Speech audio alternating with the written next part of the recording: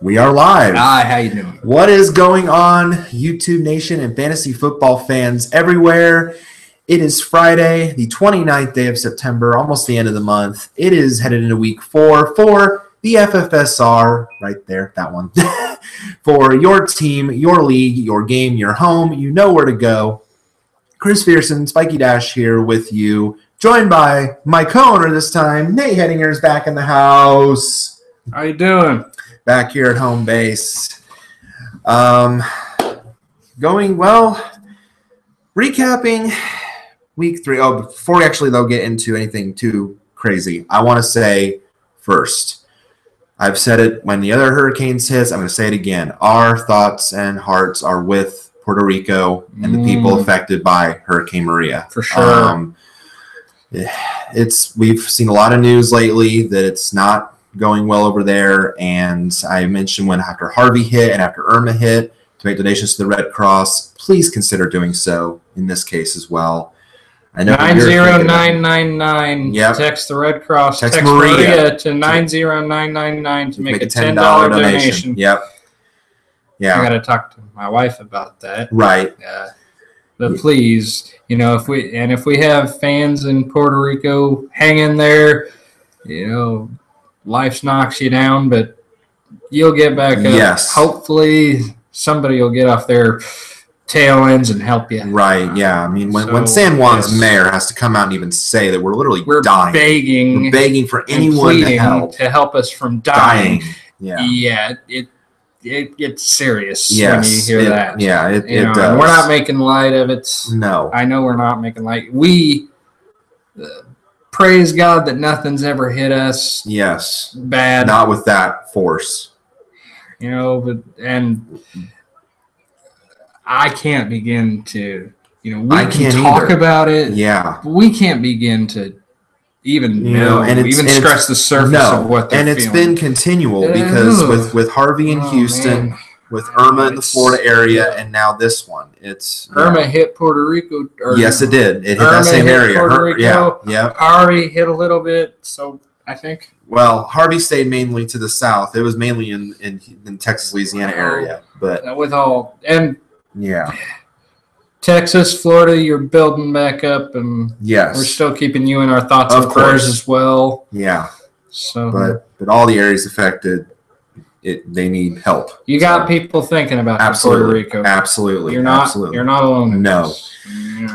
So had to mention that, of course, before we really delved into things. It's hard as it is again a transition, but I feel like it has to be put out there. Yes.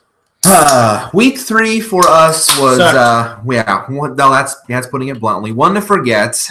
Week 3 was just wild and crazy in general. I would say so, yeah. Some weird results. The Jets, who many thought would go 0-16, beat the Dolphins. The Bills beating the Broncos. Yep. The Raiders getting shut down by Washington. Baltimore not showing up in London and losing to the Jaguars, who are apparently now a legit AFC South contender all of a sudden. They said 3 things: death, taxes, and the Jaguars. Can't say it anymore. Yeah. Can't say it anymore because they're tied for first with Tennessee. So 2-1. Wow, and Tennessee up in there. Well, Tennessee has improved. Yeah, I figured Tennessee would improve, but Jacksonville, I don't think anyone saw coming. Mariota's the quarterback for Tennessee. Yes, I thought so. Yep. So Mariota. Yeah. Where's Vic at? He's been getting a lot of news. Vic. He retired a long time ago. They're saying Deshaun Jackson from the. Deshaun Watson. We talked about him today. What he did for the Harvey victims. Cool story out of Houston. Again, going back to the Hurricanes, but cool story.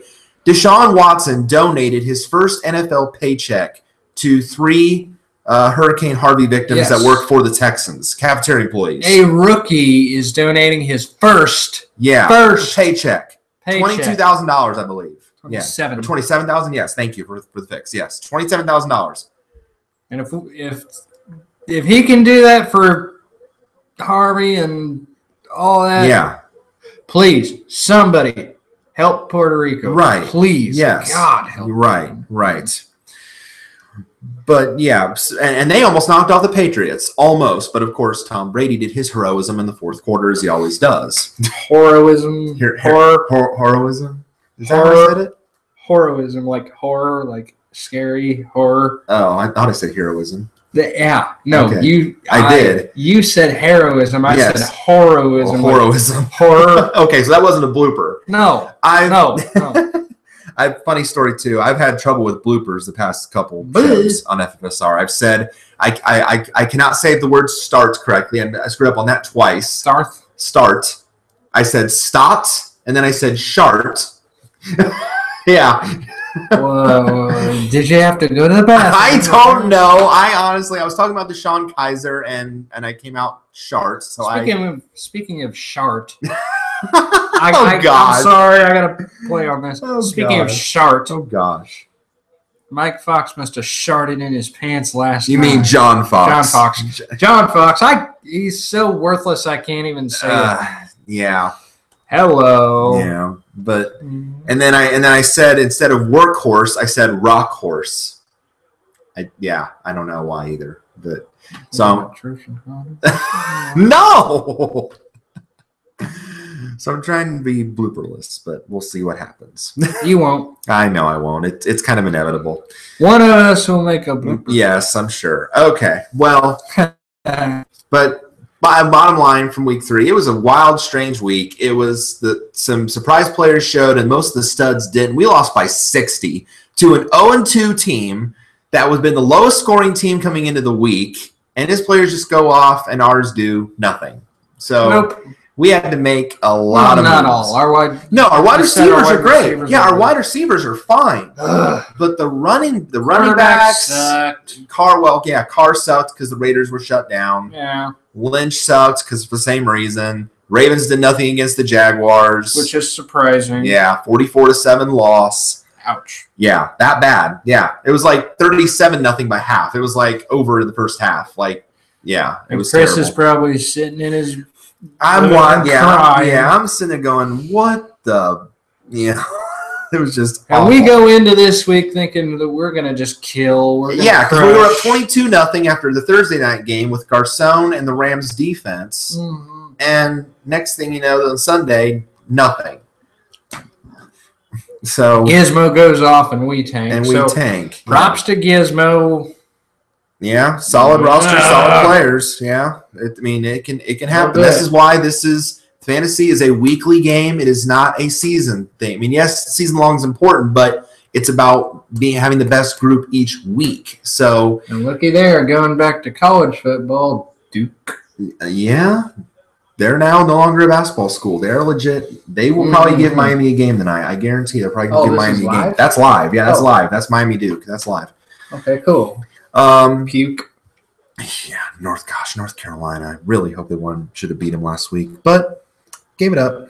Lost the victory bell again. Second year in a row. Miami 14. This is University of Miami. Yes. So, trying now to move past week 3. We are going to try. Yeah, definitely. What do we do? Yeah, we made some moves. We surprisingly got all our waiver claims. That's crazy. Considering we were 8th in the waiver order. Yeah, we got all our claims. So we are now hoping to turn it around and get a win this week. And we're going to try to do the same thing for you, no matter where you are at. Still no bye weeks yet. The byes won't start until next week. So next week is when the byes start. Save Tampa Bay, which they were forced. Yeah, Tampa Bay and Miami. Yeah. Because they got canceled week 1. They got to play 16 games straight now, which is, I think, ridiculous. It is, yeah. And like I told you when we found out, the Dolphins didn't want it. They were pressing hard to get that game, and to a neutral site the same week. But NFL said no for safety. So why? Don't you think? Okay, for anybody watching this, put in the comments. I don't know how much you get commented. Occasionally, not very often, but occasionally. But to the people watching, football fans and owners alike, don't you think it's safer to let them play at a neutral site and have their bye week rather than put them through 16 straight weeks? Yeah. Don't you think that would be safer on their bodies? I think it would, yeah. Shoot, I mean, they were considering They were considering Pittsburgh, they were considering Philadelphia. They had a couple possibilities listed, and I don't know why in the end it didn't work out, but have them play on a college field or something. Find a college team that's away that week, and ask the college, can we play this game here? Whatever. Right. Heck, Oakland plays on a baseball diamond, so true.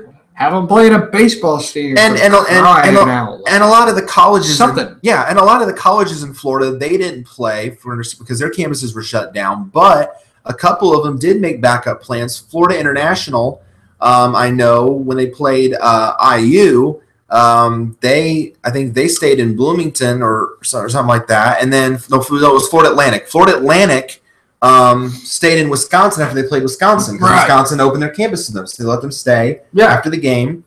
And then actually Florida International, I think, got their game moved. Yeah, they had to move. They moved their game to Birmingham, Alabama, to where UAB was at because UAB opened their facilities to them. So why not have a scenario like that where you have a team opening up their facilities? Intercollegiate, hey, if you run out of room, just have them bunk with roommates that only have one to a dorm room. Right. Give them sleeping bags. Have them sleep on the floor. I'm sure that was better digs than what they were going into. Exactly. So some teams were able to make backup plans, some weren't. But yeah, obviously it's going to be now very taxing for Miami and Tampa Bay, I think, for most of the season because they're playing 16 straight weeks. So no buys still yet, but there's still a lot of names that can't block. Right up the gut. Sack right up the gut. Ooh, is that a fourth down too? Oh wow, turned it over. But there are also still a lot of notable injuries for this week, and we do know that a couple of these players are going to be out for this week. Obviously, Andrew Luck is still out. He's still not practicing for the Colts. So, what's that, shoulder surgery? Shoulder surgery off season. So, still don't know when he's going to be back yet. He's going to be out for the rest of the season? I see. Nobody, that's the thing. And I mentioned this in ATSD in my Colts rant in episode 9. Nobody knows. Colts rant on a My Little Pony show? Well, I tacked it on at the end. I mean, remember, it's not just MLP that I talk. It's about other stuff, too. I started with MLP and then go other stuff. But yeah, nobody knows when he's going to be back. That's the problem, and it's like, why aren't they telling us anything? Exactly. What? Why did they take him off the PUP list? Why did they take him off the physically unable to perform list in the first place? If they knew he was going to be out this long, why take him off that list? Are they going to release him? Have they released him? I don't know. That's just it. Nobody knows. There's reports out there saying, he'll be back in October. There's no one. He'll be back till November. Just stop. If you don't know, don't say. Where's Ian Rappaport when you need him? Exactly. Or Adam Schefter. It's like, someone who knows. Someone who has some insight. Someone who knows something. Yeah. Hello? It's like, and then Pagano, of course, has the balls to come out and say, oh, you and I know just as much together as God is my witness. We both know the same thing, which is nothing. Yeah, and here's the thing. If you know just as much as I know, which is nothing, what are you even doing coaching? If you exactly. Don't get me wrong. Brissett is doing a nice job, better than Tolzien ever was. He's certainly an upgrade, but and I think they announced Brissett as the starter. He will be the starter. Well, like I said, Tolzien should not set foot in a Colts uniform again, as I mentioned also in the show, because otherwise I think Colts fans will riot. Wow. Yeah. I'm pretty sure I even said I'll get a torch myself if that happens. Come with me to Lucas. Yeah, Tolzien plays. But so yeah, I mean, and it's not a great matchup this week either. So it's like I don't know. But he's out. The Colts are playing Seattle. Yeah, at Seattle. Yeah.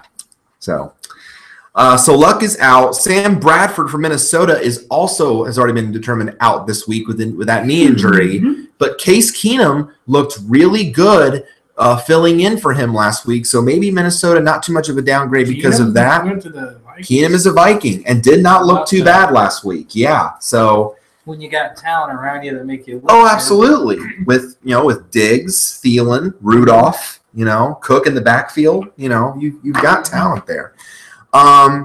Darren Sproles in Philadelphia, out for the season. He tore his ACL and broke his arm on the same play, which that's got to be a lot of pain. Yeah. Ow. Yeah. I don't know how that happened, but it could not have been pretty. So speaking of not pretty, okay. Packers and Bears. Yeah. Yeah, we will definitely get into that. Yes. And then also out is tight end Tyler Eifert of Cincinnati with that nagging back injury. So he will also be out this week. Other ones to kind of notably keep an eye on leading up to the games, the Washington running backs, Rob Kelly and Samaje Perine. Kelly with the rib injury and Perine with the hand. Monitor that as well. The Washington running backs. Okay, yeah. Chris Thompson has been doing well in their absence. So even if one or both of those guys is out, you want to play Thompson because he's been doing really well in their absence. Melvin Gordon for the Chargers dealing with a bit of a knee issue, but it looks like he's going to be on track to play. Derrick Henry in Tennessee battling a thigh issue. But DeMarco Murray's the starter anyway, so that really won't be a big thing. Now, Kelvin Benjamin in Carolina is dealing with a knee issue as well. And Carolina's offense has really been struggling, Cam Newton especially, without Olsen now with a broken foot and now Benjamin being banged up. Very, very risky to play any Carolina offensive players outside of Christian McCaffrey at this point. So monitor that as well. Michael Crabtree for the Raiders is dealing with a chest injury. His status uncertain at this point. Sammy Watkins for the Rams dealing with a concussion. Doug Baldwin for the groin injury for Seattle. Corey Davis still dealing with that hamstring injury for Tennessee. John Brown for Arizona with a quad issue, but all signs are pointing him to be back. He did practice today, so all signs are him potentially coming back. And then Jordan Reed for Washington with a chest issue as well. So a lot of guys to monitor still, but a couple of guys also out that you will need replacements for from the wire as well. Here's a hurdle. Miami hurting over Duke, guys. So let's talk about that Thursday night slop fest. Crap hole. If you're a Bears fan. I'm sorry. Speaking of tanking, I'm sorry. But John Fox, are you wanting your team to lose?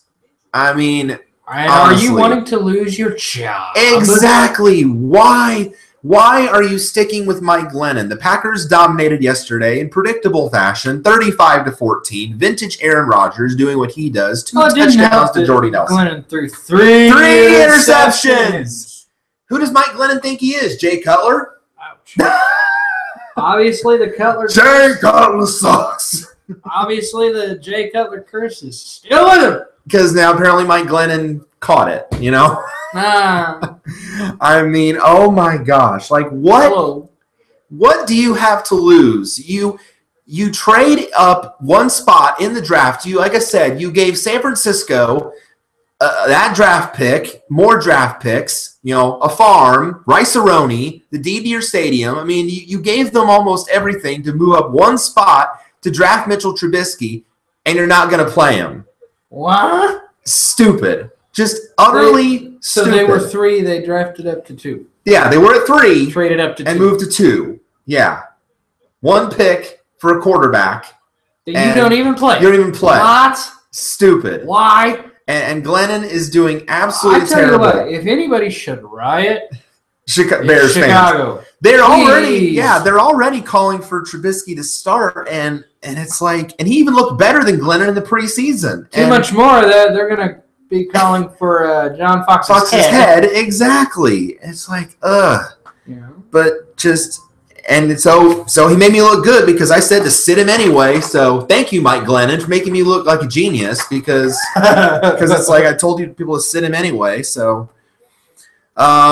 yeah. But really if there's any bright spot for the Bears, it was really they had at least one wide receiver. They had the wide receivers, special teams, yeah. A couple wide receivers did some things. It was nice to see Kendall Wright make some plays. He found the end zone late, so at least he was stepping up. Bellamy was getting involved at wide receiver on a couple plays. So running backs are decent, but they didn't really do a whole lot. Now Howard, of course, got the bulk of the work, and Howard is the main guy, but Tarek Cohen didn't do much. And our opponent had Cohen, and he ended up with like 4 points, so not much. But the Packers players, crushed it. I mean, Rodgers crushed it. Jordy Nelson crushed it with the 2 touchdowns. Our opponent had Jordy Nelson, 19 fantasy points. So we go into Sunday down 23-0. But it's not over till the week's over because, as we saw, we were up 22-0 and we got destroyed. So anything can happen. Huh? Is that Mark Richt, Miami? I believe he coaches Miami now. Yes. Yeah. He left. Yeah, because Georgia fired him. I wonder why. Well, he wasn't getting the job done. Georgia's standards are high. You should know this. Yes. Any SEC team. Yeah. But yeah. So yes, we're down 23 going into Sunday, but not over till the Monday game's over. So we're still keeping hope. He's got Sunday and we've got Monday then. I think we both have one on Monday, I believe. Yeah, because we've got our Chiefs defense playing on Monday. Yeah, we got our Chiefs defense playing on Monday. He's got Kelsey, and then most of ours on rest on Sunday. Miami. There you go. So yeah, for the most part, Packers killed it. I guess, in a way, I hate to have regrets, but I'll say it was a whiff. I guess I regret or whiffed on Randall Cobb. I told you guys to sit him. He found the end zone. I guess he's getting involved again from coming back from the shoulder injury. But here's the thing. Cobb is so frustrating because we've had Randall Cobb a couple of our seasons as well, and he was so inconsistent. He's good, he's not. He's good, he's not. Thank you.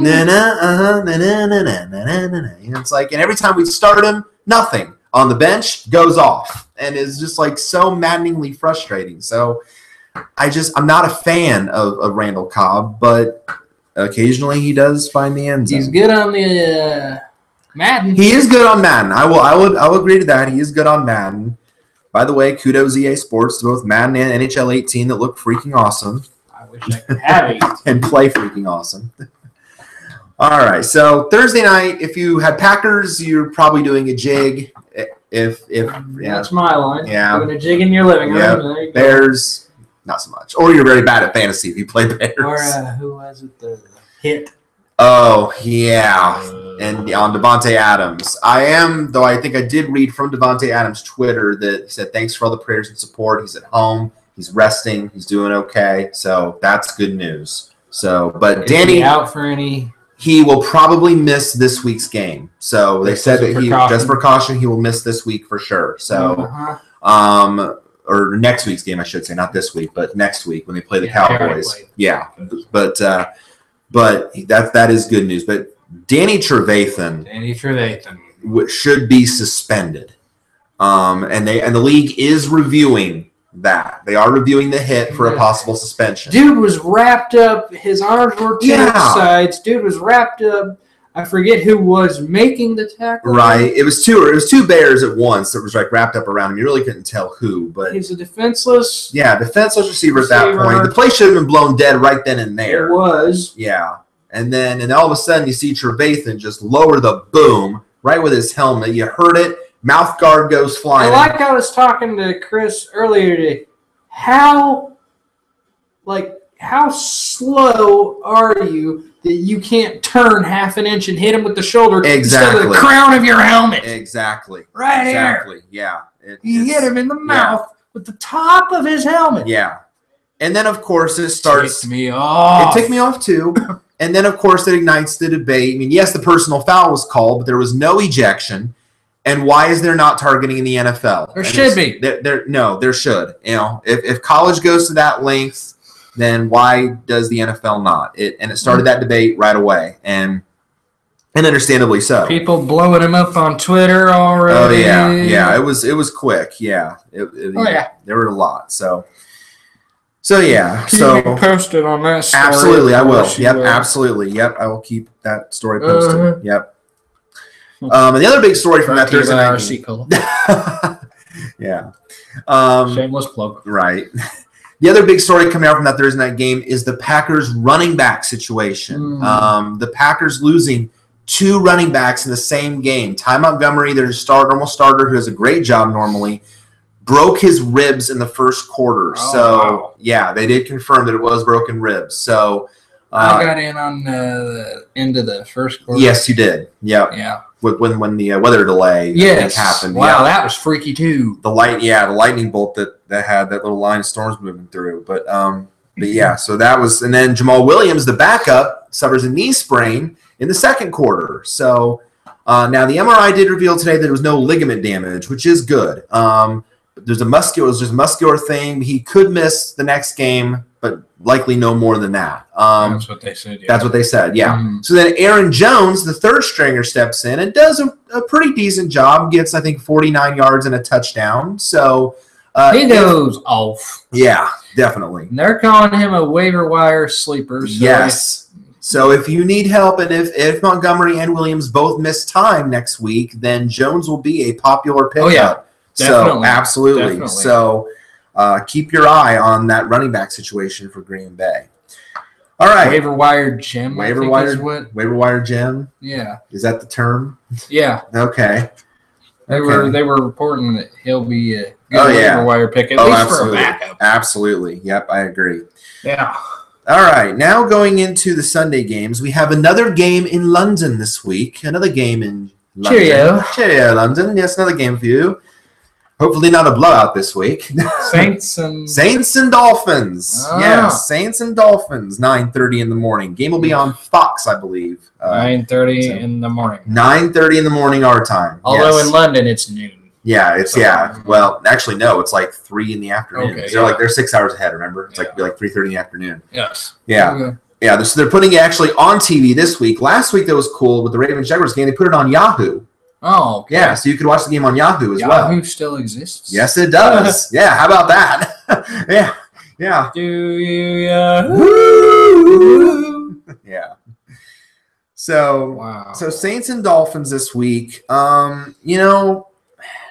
What to make of the Dolphins after losing to the Jets? I mean, that was just shocking, embarrassing, frustrating. I guess you can say Jets. Jets don't suck. They're not going 0-16 for 1 week. They looked good. But 1-3 now.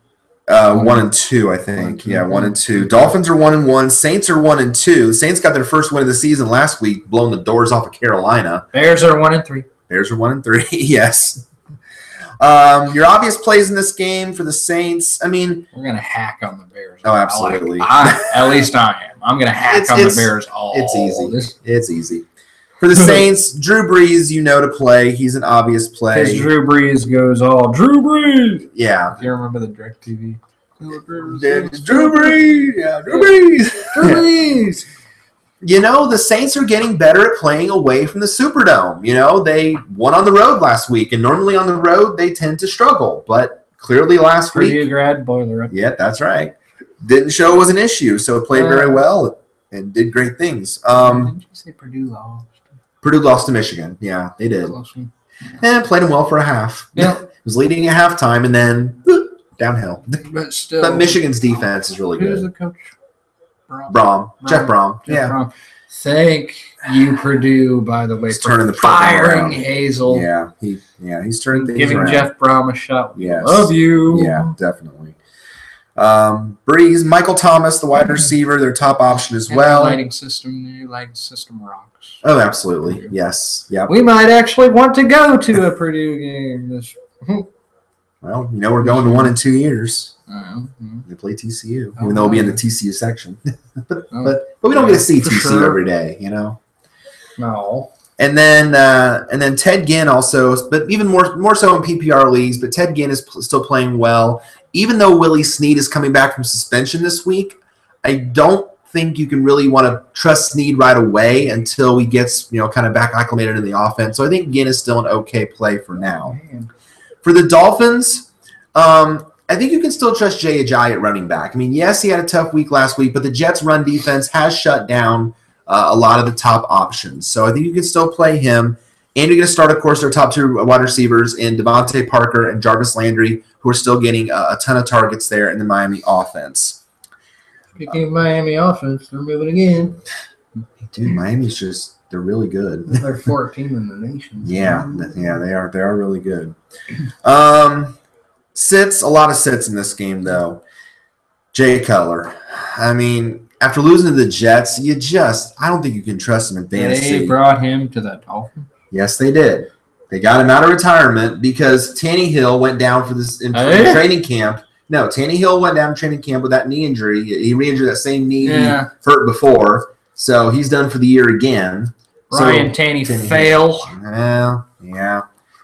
So they lured Colorado retirement to go back with Adam Gase, who he's worked with before. That had to be a good contract to get him off his couch. I think a 1 year, $10 million deal. Ooh, Lord. Yeah. So how'd the Dolphins doing? Actually, he wasn't on his couch. He was going to be a broadcaster. He was going to be on Fox, I believe. And they lured him out. So, but lured him out. Mow. Is that what I said? Out? Yeah, they lured him out. Out. There's your blooper. What language am I speaking? Drunk. Drinking caffeine-free Pepsi. You're speaking fluent drunk. Yeah, apparently. But after Cutler just lost to the freaking Jets, you can't trust him. Yeah, the Saints defense, not great, but y'all thought the Jets did too. Oh, how wrong we were. Saints running backs, I want no part of that slime bucket. No. And to fill you in. Weren't they good? Didn't they used to be good? They used to be, but now they're using like a three-headed committee. They use Mark Ingram, Adrian Peterson, and Alvin Kamara, the rookie. That's why they suck, because they're all has-beens. Exactly. Sorry. Exactly. That's what that's the term I'm using now for a committee is a slime bucket. That's what I'm calling Mark Ingram needs to retire. He's been in a minute. Yeah, Peterson just hasn't been way past his prime. Yeah, hasn't been good for a minute. Yeah. And Kamara is an up and coming rook, but he's a rook. He's a rookie, and he's not getting most of the touches. So, Dolphins wide receiver Kenny Stills, is still a risk. He's back to kind of being that third wheel in the offense again. Plus, he's limited with a hand injury, so we want to monitor that as well. Very much a risky wide receiver 3 or 4 at best. And like I said, I mentioned Willie Snead. Wouldn't throw him out there just yet. First game back from the 3-game suspension. Kind of wait and see if he's still got the chops yet before you start him in your lineups. But if you stashed him this long, if you've been able to, good job, because he might have value further on down the road. Wow. We got a quarterback sneak at the goal line. Got him. Miami gets in again. Wow. There you go. All right. AFC South battle this week. Titans at the Texans. This one ought to be a little entertaining considering these two teams can score points. Of course, the Titans offense with Mariota and the weapons he has there. And are they not battling for first? They are. Titans. Yes, they are. They are tied for first with Jacksonville. But the Texans are 1 game back. Oh, wait. I thought they were tied with each other. No. Texans are tied with the Colts. No. Titans are tied with Jacksonville. Yes. Okay. Wow, that's a freaky looking thing. It's an ibis. It's a big old bird. And you know why Miami's mascot is an ibis, right? No. Because tradition is normally they're the first bird to leave before a hurricane and the first bird to come back after a hurricane. Yeah, so that's why they're... Hey, Miami, change your name. Miami Hurricanes. You just went through one. Wow. Well, not a direct hit. They caught the outskirts, but it wasn't a direct hit. Well, in Florida, the West Coast got urban worse than Miami did. But yeah, this should be an entertaining game. The Titans put up 27 last week they put up 33 on Seattle and beat the Seahawks, and the Texans put up 33 and a loss to New England, the game they should have won. I really wanted to win that game, but of course Tom Brady had to be Tom Brady in the fourth quarter. How'd he cheat? That's always the first thing, isn't it? How'd he cheat? Yes, he cheated by throwing a touchdown to Brandon Cooks in the end zone. Yes. Was the ball properly inflated? I knew you were going to go there. I knew it. Oh, God. Hey, Tom Brady, were your balls inflated this time? Oh! And this party is over. Yeah, right. And that looked gay a lot. I go. that was weird. Yeah, just do the mic drop. Yeah, there you go. But no, this game should be fun. I mean, the Texans, Bill O'Brien, great job finally putting Deshaun Watson as the starter. I mean, that's probably the best decision you made all year. Makes you wonder again what it would have been if Tom Savage had not played week 1 against Jacksonville and played Watson from the start, but best decision he's made so far. As the Beatles once said, hey, hello. Yeah, no kidding. Yeah. Hello, Deshaun Watson. And Duke is ripping one off right now. Damn. To the 35. I know it's hard for me to compliment Duke being a Carolina fan, but actually I like their uniforms and their helmets. Yeah. I mean, they're for those of you who can't see the visual, they're in gray with blue numbers with trim white on the outside, and they got the Blue Devil on their helmet, which aside from their traditional D. Dang, that's like a badass one too. I hate to say, but damn. And the helmets are gray too. So, all right, got to commit. I got to make one. If I make one comment ever on Duke, good uniforms, good helmets. There you go. You're losing though. So. Yeah, they are losing. That's true. Which is just fine. Which is just fine by us. Yeah. We don't like puke. That's right. Obvious starts in this game, Titans-Texans. Titans, obviously, Mariota quarterback. Yes. I mean, even though the Texans defense matchup is tough, you play him. DeMarco Murray running back. Yep, as long as he's healthy, he's your guy. I'm going to say Rashard Matthews at wide receiver because, again, with Corey Davis battling that hamstring issue and Eric Decker really not catching on the offense, Matthews has stepped up and has become the number one guy. So I think he's Titans the guy. Or Texans? Titans. So he's now the number receiver. So I think you obviously play him in this matchup. And Delaney Walker, again, one of the more reliable tight ends in the NFL. Let go of Murray? That's a good question. Last I knew, he was with Dallas. He was, and he was doing very well. And I never quite understood why they let him go. I don't know if they could not like him. No, I don't know if they could just not afford to keep him. I don't know, but clearly they're not hurting with Elliott. Oh, my phone vibrating. Walmart alert. But apparently you eat the ground. Wow. But apparently they're not doing too bad with Elliott, so at least the Cowboys are fine in that regard, Zeke. But the Texans, the obvious starts, their top two options. Running back Lamar Miller, yes, I think is still a good play. Even though Foreman, the rookie, is getting a little bit more work of late, I still think Miller's going to have a lot of the workload, so he's fine. And, of course, DeAndre Hopkins. Not going to win your loss on back-to-back plays. Compliment him more. I think you're jinxing. Their top wide receiver, so the Texans will be fine there. But I'm going to say it might be time to give Watson a start in fantasy. Look, he's looked impressive against the Patriots. The Titans' defense isn't exactly a world beater, to me, and I like his class too. Yes, I'm always big on class. Oh, absolutely. How you carry yourself. Absolutely. And I think he even showed that at Clemson too when he played in college. Yeah. So it showed there as well.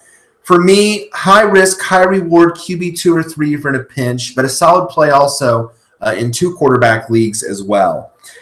And I'm going to say Foreman's not a bad play either. If you're a pinch, especially in a PPR league where Foreman's going to get those passing plays, he's made some big plays out of the backfield these past few weeks. Not a threat to Miller yet in terms of the workload, but he may get more work sooner rather than later. So to me, an RB3 or a flex play for now for Donta Foreman.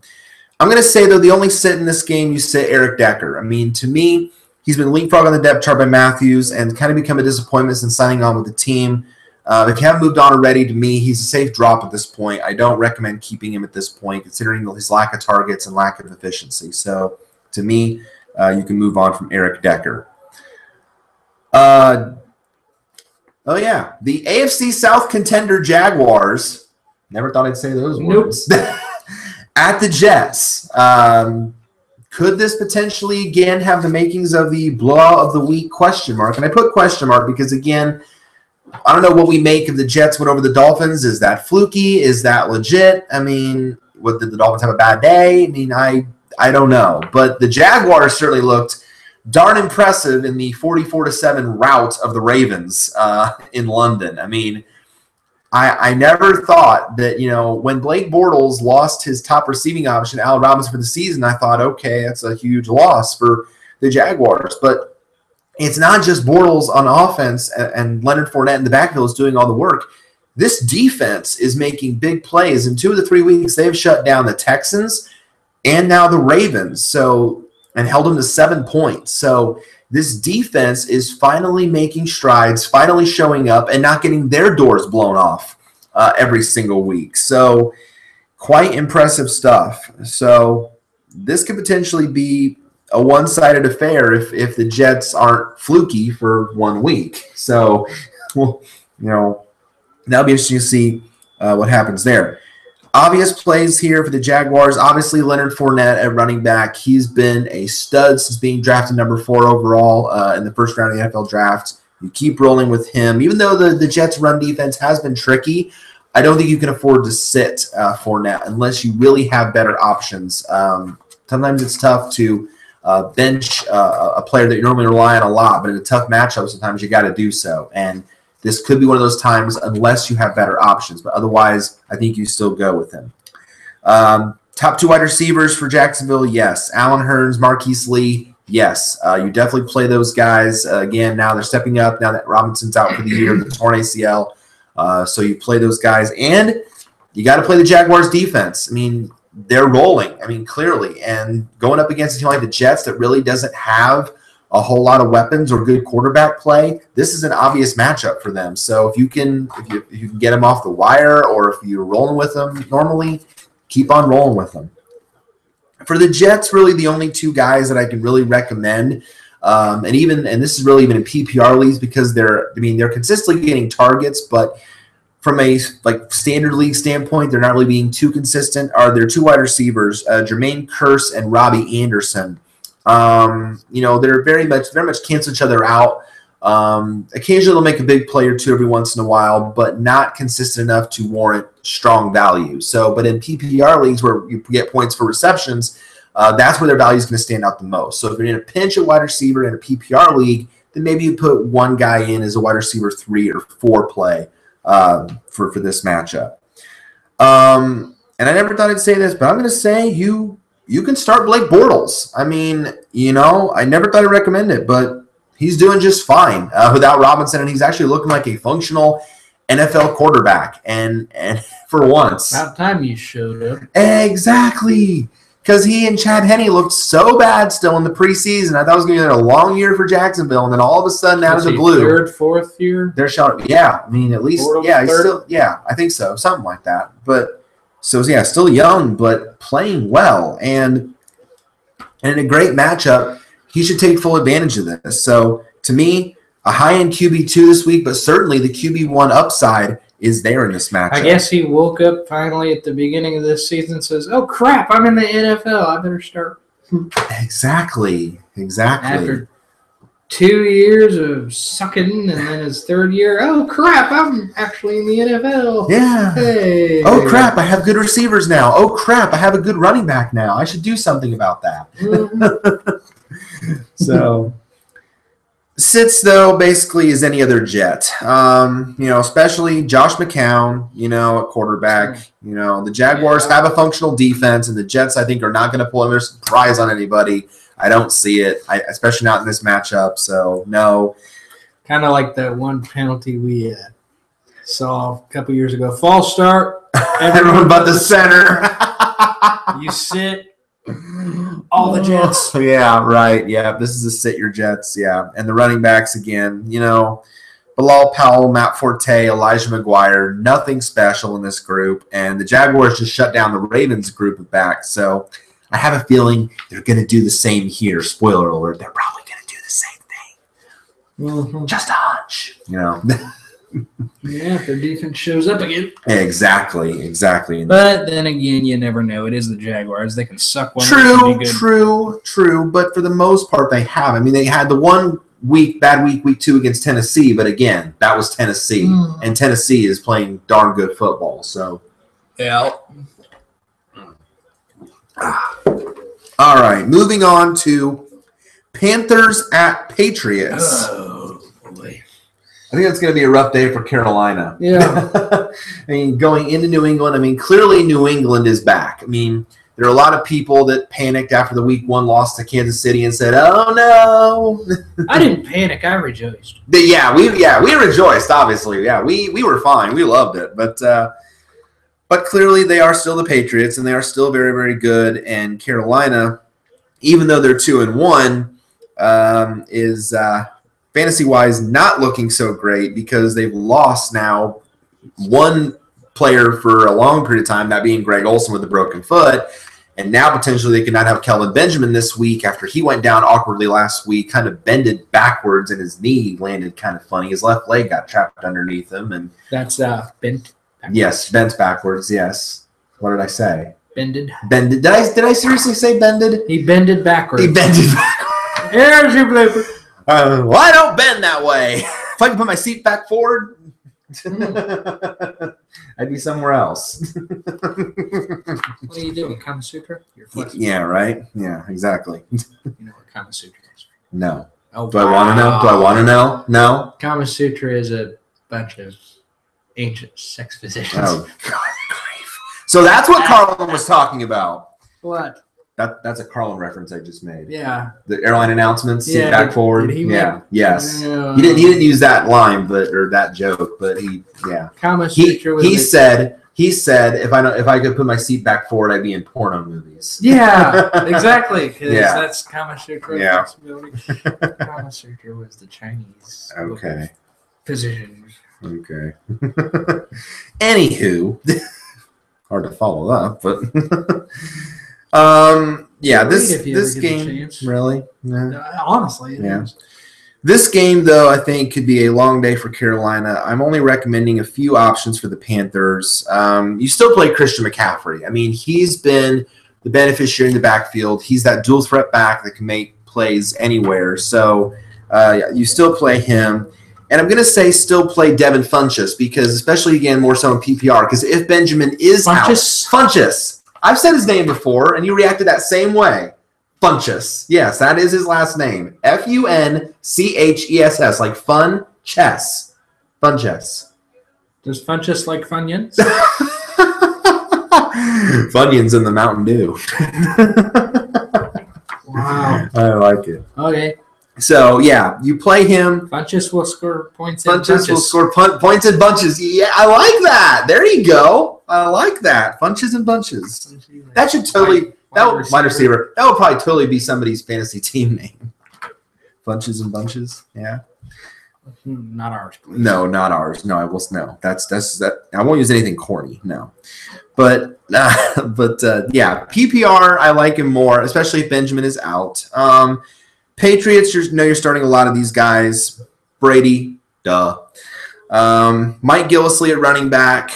Still going to be the main work guy, but I'll also say James White in PPR as well. I think he'll bounce back this week. He's still being used a lot. I think he got stopped short of the goal line last week on a pass play, so he's still being used. So you can play him. Brandon Cooks, Chris Hogan, their top two wide receiving options. Keep rolling with those guys, and of course Gronk at tight end. So a lot of Patriots you can play in this game. The rest of the sits are all Panthers because of the tough matchup and the fact that they just have not looked good of late. Cam Newton, and I know NFL Fantasy Live mentioned it today. Cam Newton has just not been producing at the level you would normally expect from him. He's also been limited in practice this week because of that shoulder issue that plagued him all offseason, come out the surgery. So not good there either. He's starting to lose his weapons. It's time to move on. So if you can sit him, if you can drop him, do so. Jonathan Stewart at running back, really doesn't get much work anymore now that McCaffrey's kind of stolen the backfield. He's just a desperate flex at this point. He still gets touches occasionally, but not as often as he once did. So, no. And again, Kelvin Benjamin, that status in doubt due to that knee injury. But as long as he plays, you still keep Kelvin Benjamin active, but we'll see if that injury limits him at all this week.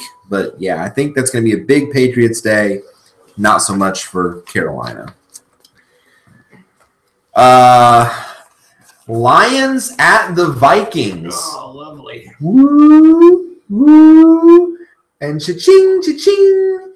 This, for me, is the fantasy jackpot game this week. I think there are going to be a lot of good performances out of this game. And I know some of you might think, well, what about that tough Vikings defense? Well, it's certainly not unstoppable. I mean, it's not impenetrable by any stretch. And here's the thing, it's indoors.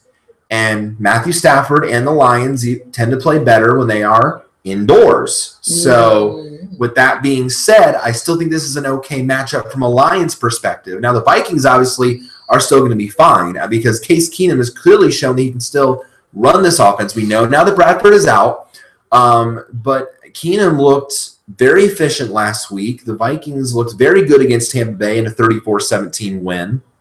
So, and I was, again, originally we were worried because we didn't think Keenum could run the show very well. And because when Bradford went out originally, he was not looking very good, but week of prep under his belt and completely new quarterback. So I think the Vikings will still be fine. So I think there's still a lot of potential in this matchup for a lot of good points. Yeah, Duke showed up in the second quarter. Oh, really? Big run? Watch. Or defensive play. Ooh, sack. Ooh, yeah, right. The gun unblocked. Hello.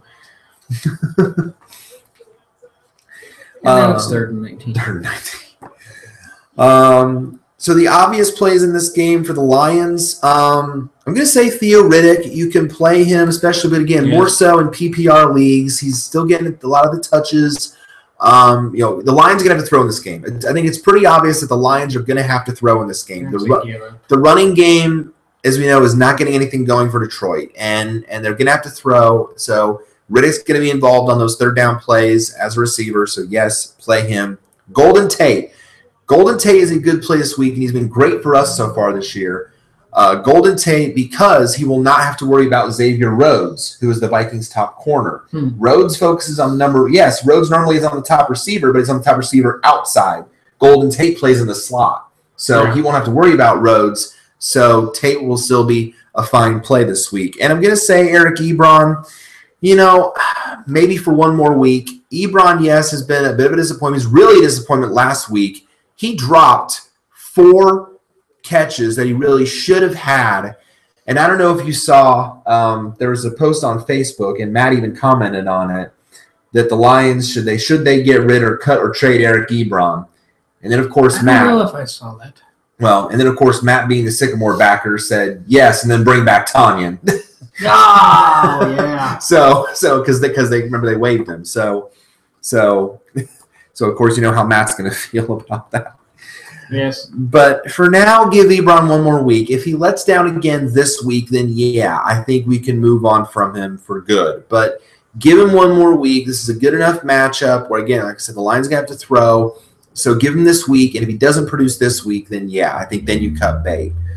For the Vikings, your top weapons, you know who to play. Dalvin Cook at running back. The rookie out of Florida State has been a stud for this team.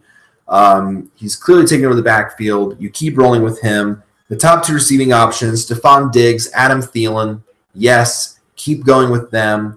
And Kyle Rudolph, again, one of the more reliable tight ends in the NFL, especially in the red zone. You keep going with him as well. I'm going to say, though, you can start both quarterbacks in this game as well. Stafford, we kind of have to this week because Derek Carr has a worse matchup going up against Denver. Okay. So At Denver? At Denver. Wow, yeah. You don't touch that with a 39.5-foot pole. Nope. So, the Vikings do boast a strong secondary, but, again, it's indoors, and I'm not afraid of that. Stafford is what makes this offense go. And, what are they going to do? Hand off to Abdullah? Exactly. To me, Stafford, high-end QB2, but the QB1 upside is certainly there this week. But I'm going to say you can start Case Keenum, and I know that sounds like a shocker, but it has the makings of a shootout, at least to me. He's got more talent around him than he did when he was a Texan. Or a Ram.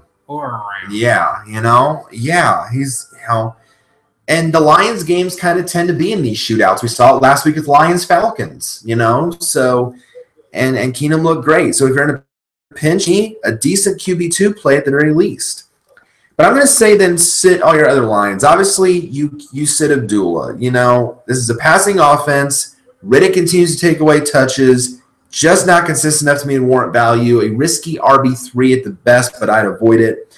And the other two receivers, again, Kenny Golladay and Marvin Jones, with them being on the outside, Rhodes and the other corner is going to be locked on them. So 2 boomer busts to me. Neither recommended as more than a risky wide receiver 4 as a result of that. Golladay and Jones. Kenny Golladay is the Lions. Oh, yeah. Kenny Golladay, the rookie out of Northern Illinois. He's kind of dropped off since his good week 1 when he had 2 touchdowns in the opener. And then Jones he can find the end zone every once in a while, but not very often. My wife's alma matter. I thought it was Eastern Illinois. Oh, yeah. Wrong school. Sorry. There's a lot of Illinois schools. Ooh, yeah. A lot of Illinois schools. Northern, Eastern, Southern, Western. There's one in every corner of Illinois. Yep. Yeah. Weird. Yeah, very. Bills at the Falcons. Big story here, of course. The Falcons looking to stay unbeaten. You realize now there are only 2 unbeaten teams left in the NFL now. Falcons and the Chiefs. Both at 3-0. Yes, so they're the only 2. We have more winless teams than we do undefeated teams. We have 5 winless teams and 2 undefeateds. Let's see, who's with the Chiefs now? Reed? Yes, Reed. Yes, yep. Mark Reed. Andy. Yeah. Oh, Andy. wow. Yeah, Andy. Yeah. Andy Reid. Yeah. So former Eagles. Yes, correct. Mm-hmm. Yep. Hey, I know something, folks. you know enough. But I don't know more than you. Well, at least you're brave enough to admit it. I guess. But yeah, so the big story here, Falcons looking to stay perfect. They're at home where they tend to play better. So you're brave enough to agree. I had to poke that in there. Poke me. Finger war. Yeah, finger war. That didn't sound right. No, it did not. We're not nasty. I'm not going to give you a beat, Janet Jackson. No. So, and speaking of Janet Jackson. Yeah. Justin Timberlake for the halftime show. They're bringing him back. For this year's Super Bowl. They're bringing sexy back, literally. You mean bringing old? Yeah, right. Hopefully no wardrobe malfunctions. If there is, at least make it a girl and make her be hot. Right. No one wants to see. The delay is in place. Yeah, the delay now is in place. So yeah, hopefully we catch it in time. So yeah, Falcons hoping to stay perfect at home. I think they will. Again, to me, too good at home. I mean, the Bills mainly are just cornered on 2 players, Tyrod Taylor and LaShawn McCoy. I mean, they really are it. The receiving core, there's nothing. I mean, ever since they got rid of Sammy Watkins and Robert Woods and sent them to the Rams, where now the Rams are all of a sudden amazing, the Bills really have nothing. Yeah, exactly. You know, the Bills are, you know, you got Jordan Matthews from Philly. Yay. You got Zay Jones, a rookie. The Bills have fallen off since the 90s. Right. Early 90s, they were awesome. Made it, to 2 or 3 Super Bowls? 4. They made 4 in a row and lost them all. At least they made it. Exactly. And now where are they? Nowhere. No, because they're in the AFC East and they got to deal with it. And they will never win the division because New England, and they'll never hardly even get to the playoffs, it seems like, because the AFC is so freaking tough. So watch when Brady retires, though, if he ever does. Yeah. Yeah. Then maybe they'll win the AFC East. Yeah. They probably right now they probably would. They are probably the second best team in the AFC East because the Jets are a joke. Brady needs to retire and Belichick needs to retire for anybody else to have a chance. Yeah, because the Jets are a joke and Miami now apparently is a bit of a joke after losing to the Jets. So the only obvious bill I can recommend is LaShawn McCoy. He's still fine. He's going to be, still going to get the bulk of the work. As long as he's healthy, you play him. Wide receiver? Running back. Yeah. And for the Falcons, you start their big 3. Matt Ryan at quarterback, Devontae Freeman at running back, Julio Jones at wide receiver. Those are your big 3. Oh, yeah. Those are set and forget it. You play those guys every single week. Now, Jones has been dealing with a bit of a back injury. He was limited in practice a couple days ago, but as long as he's full go, you want to monitor that. As long as he's full go this week, he should be good to go. So, and I'm going to say also a start, and we got him off waivers. This guy, we're going to play him this week as well. Charles Clay, the Bills tight end, he, like I mentioned, Bills receivers not doing much, but Clay has become a red zone weapon, and he has had touchdowns in the first couple weeks of the season. So, right. And with tight end being so kind of a herky-jerky position every single week, trying to find someone consistent, Clay is getting work. So if you're in need of a tight end, he's certainly a playable tight end too, but the upside certainly is there to be better if he can keep finding the end zone. The sits, though, in this game, I'm going to say sit Tyrod Taylor. I know that might be tough for some of you, but look, again, no true weapons in the receiving core. The rushing ability is really all he has to carry him by, and going up against a Falcons team that is very strong on both sides of the football, I don't think that's going to be enough. To me, just a weak QB 2 or 3 at the very best. Very, very tricky. And the Falcons tight end, Austin Hooper. Well, so much for all that hype. He had a great game week 1, and then I said, forget everything I said before that he was bad, and now he's fallen off again. And so at this point, he's more of a boomer bust tight end too. I belched right on the word bust. Bust. Wow, you are just blooper prone. Oh my gosh, man. Bust. Second 34 after 2 penalties for Duke. 7-34. Oh my gosh. I think it was a holding and a chop block. Oh my gosh. You threw out the playbook on that one. Yeah. Throw the playbook out the window. Use it for toilet paper if you're in a pinch. Yeah, right. And now we got 1 yard. It's 3rd and 33. I have no idea. They must have had 2 personal foul. Yeah, I guess. Or whatever, 15-yard penalties. Buzzed. Yeah, I just belched it right there. Boomer belch. Boomer belch, exactly. Yeah, no kidding. All right, Steelers at the Ravens, AFC North rivalry. Battle of 2-1 teams, but for me, this is a start 'em all alert. Start your Steelers, because after the Ravens' pathetic excuse for a football team last week in London, I don't know if you can trust them anymore. I'm taking Steelers by 3 or more. Yeah, I Even though would take they're that. at the Ravens, I would take that. It's been Roethlisberger. Yes, and Le'Veon Bell and Antonio Brown. Yeah. I mean, need we say more? Roethlisberger. There's one for you. No, I said less, but it was really quiet. Okay. Uh-oh. Goodbye. Nope. No, not quite. But poor rookie Ben Roethlisberger. I meant to. They were calling him Roethlisberger for the first 5 weeks of his career. Yes, Roethlisberger. I wonder why nobody radioed the booth. Who was the freaking Steelers coach or whatever? Was it Tomlin at the time? Sure. Yeah, it was Tomlin. Yeah. Like, hey, by the way, that's Roethlisberger. Idiots. Get it right, or I'll trip you on the sideline. Yeah. Like you did to that one guy. Like, what, was he in an interview or something? And they said, hey, Mr. Roethlisberger. Actually, it's Roethlisberger. How did they even get that correct? Right. Somebody had to have corrected the first year of his career. Exactly. In the first, half of the season. Right. Yeah. So, yeah. Roethlisberger. Yeah. So, the first 3 I mentioned there are obvious starts. Yes. Roethlisberger, Bell, Brown, the Killer Bees, a.k.a. the Killer Bees.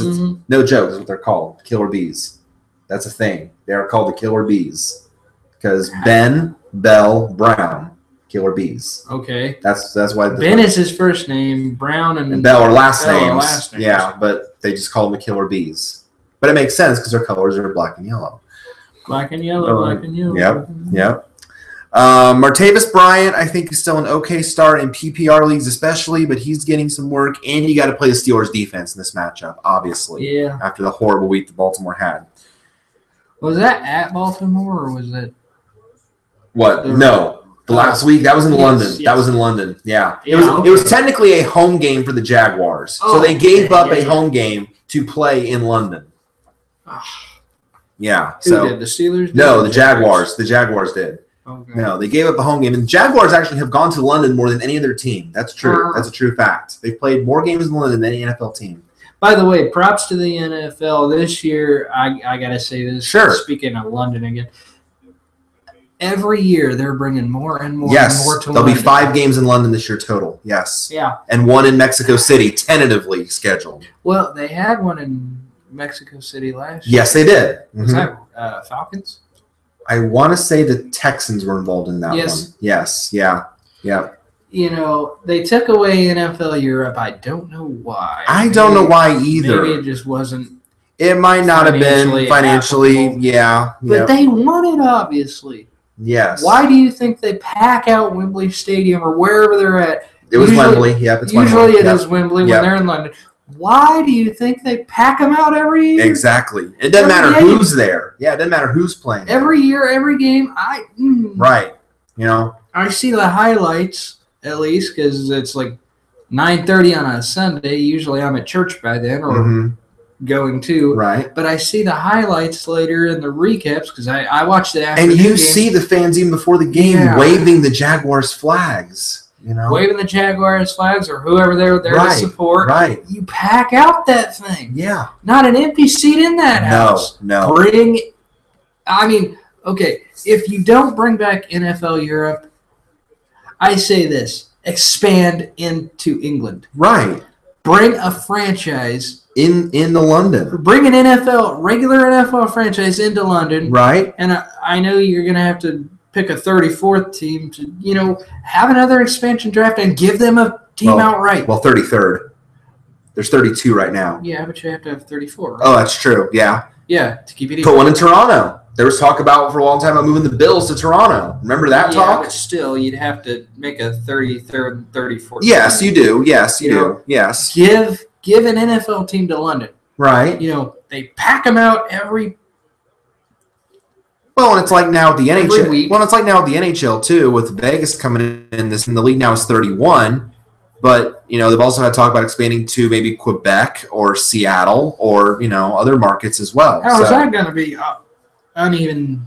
It is uneven because you've got in the East you've got 2 divisions of 8, and then you've got the Pacific Division now has 8. You've still got the Central Division with 7, so it's still unbalanced. Exactly.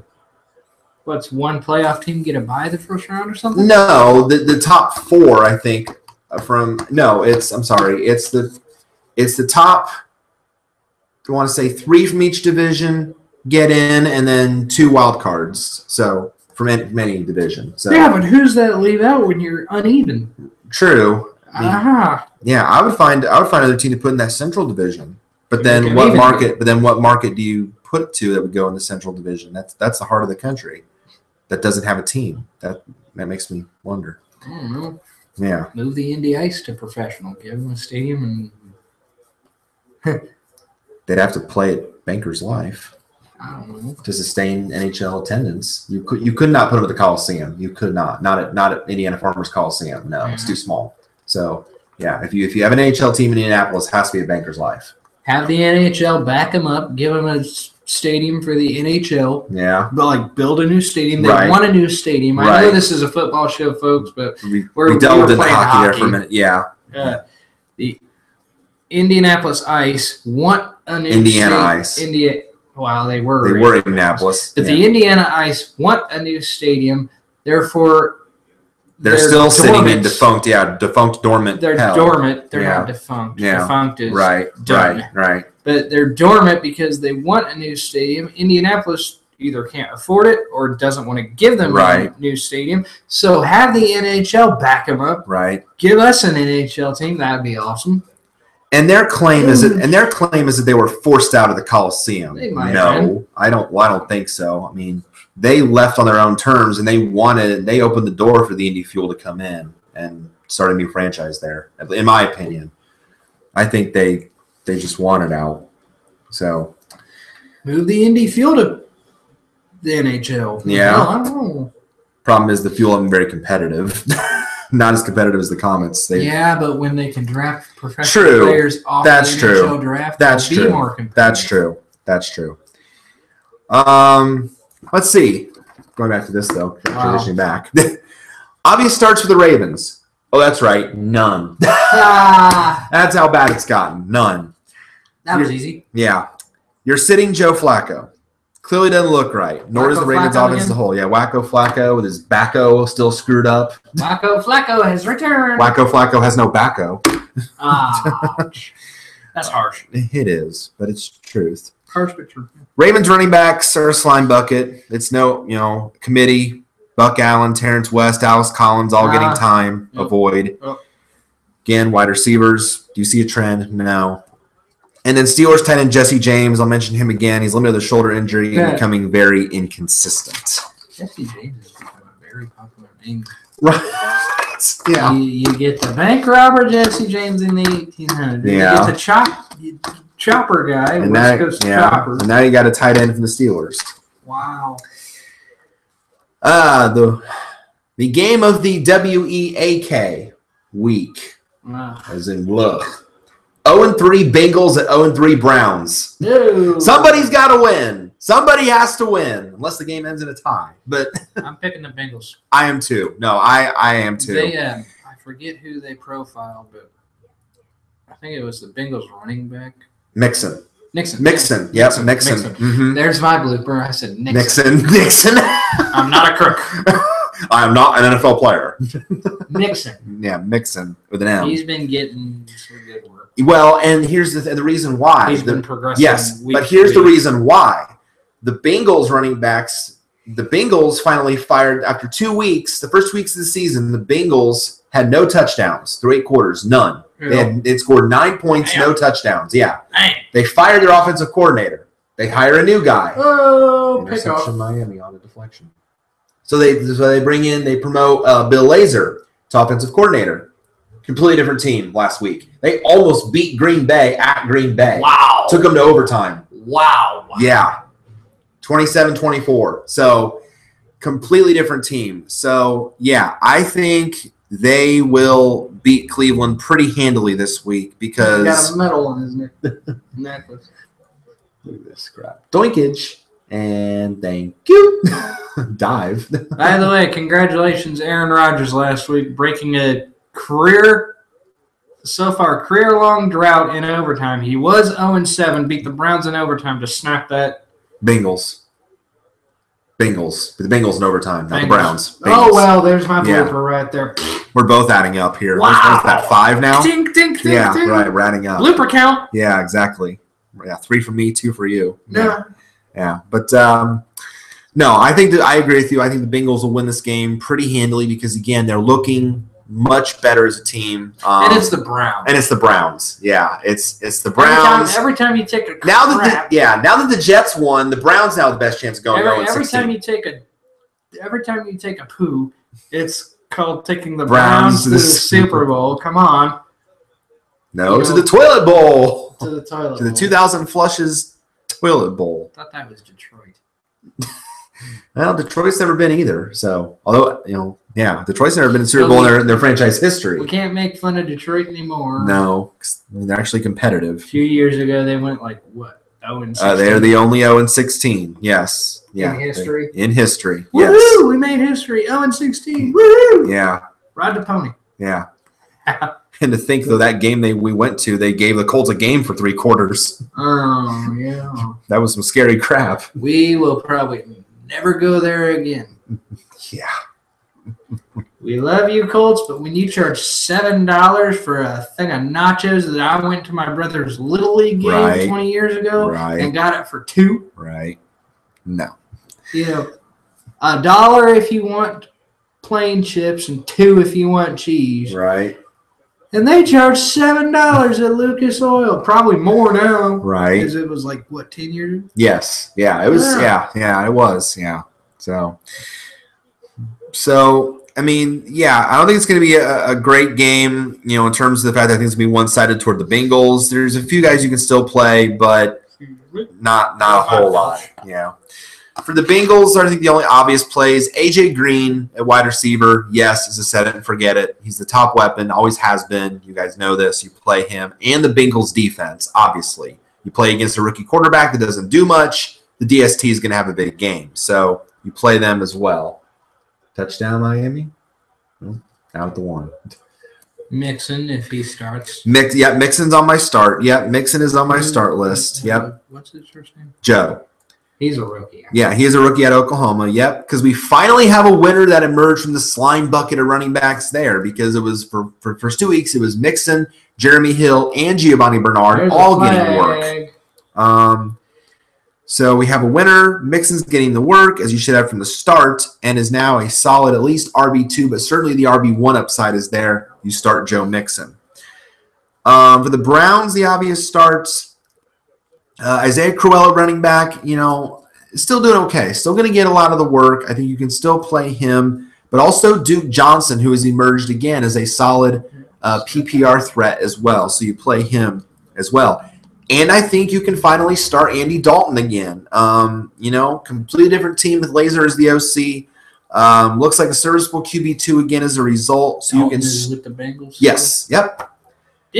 Wasn't he with the Browns? No. He was drafted by Cincinnati. He's always been a Bengal. He's always been a Bengal. Yep. Bye. Oh. Touchdown, Miami. Oh. He still got in. Nope. Wow. It did. Was his knee down? So, yeah. Dalton, you can start against a weak Browns defense, especially if you are in a pinch. Sits. I mentioned Deshaun Kaiser. He doesn't have much receiving core because Corey Coleman's out with that broken hand. In my opinion, Kenny Britt and Rashard Higgins do not equal good fantasy value. He's just a risky QB3 at best. And again, I mentioned Jeremy Hill and Giovanni Bernard. Reviewing that last. Bernard could be like a what the heck RB3 or flex. He's still going to get touches on passing His knee downs. was not down. Wow. They're reviewing that last play because he jumped. He's still going to be involved in those passing downs. Hill, to me, can be safely dropped. He needs to be on waivers at this point. His value evaporated once Mixon emerged as the starting back. So for me, a lot of guys to like, not a whole lot there to not like. Well, if they mark him where his elbow went down, he didn't break the plane, but he's right at the goal line. And last 1 o'clock game, Rams at the Cowboys. Battle of 2-1 teams. Mark him where his wrist went down. They mark him where his wrist went down. He's nose of the football, touched the goal line. That's going to be tough to overturn because the call on the field was down at the 1. But see, his legs were not down. See, he did a Superman. Oh, inch line. Yeah. Where is that? Yeah. Sorry, I know we're watching. Right. We're watching Duke in Miami. It's live. Right. So we're but yeah, Rams at Cowboys, last 1 o'clock game. That one could be entertaining as well. Rams at Cowboys. Yes. I'm, as the NFL analyst on NFL Network said, I'm going Dak to the future. I don't know if you got that. I did not catch that. Dak to the future. I like that, though. I like that. Yeah. I'm like, whoa. So you Dak Prescott, welcome. Tony Romo finally got his out of there. But I tell you what, he's doing a darn nice job as a CBS broadcaster with Jim Nantz in the booth. Jim Nantz is carrying his. If not for Jim Nantz, Tony Romo would probably still suck. I have never liked Tony Romo. Neither has my wife. I did not know that information. Wow. That's shocking. She didn't like Tony Romo either? No. He was from EIU. Well, yes. And he was touted. He was basically, before Tony Romo came to the Cowboys, he was basically blown up. It's all they talked about at EIU. And she got so sick and tired of it. Huh. Interesting. And that's all they talked about, how good Tony Romo was, all this. Right. Tony Romo's alma mater, and they were so proud of him. I don't know what they were proud of. He got injured every year he was in. True. Hello. True. We were calling for him to retire, 2 or 3 years before him? Right. So, yeah. Without Jim Nantz, I'm sorry, Romo, but without Jim Nantz, even as a broadcaster, you would probably still suck. Hope you don't injure your jaw talking so much. Ouch. That's a mega burn, man. Ooh. That's hot. Someone get an oven mitt. Ooh. Or are you doing something else to Jim Nantz? Ah! Oh.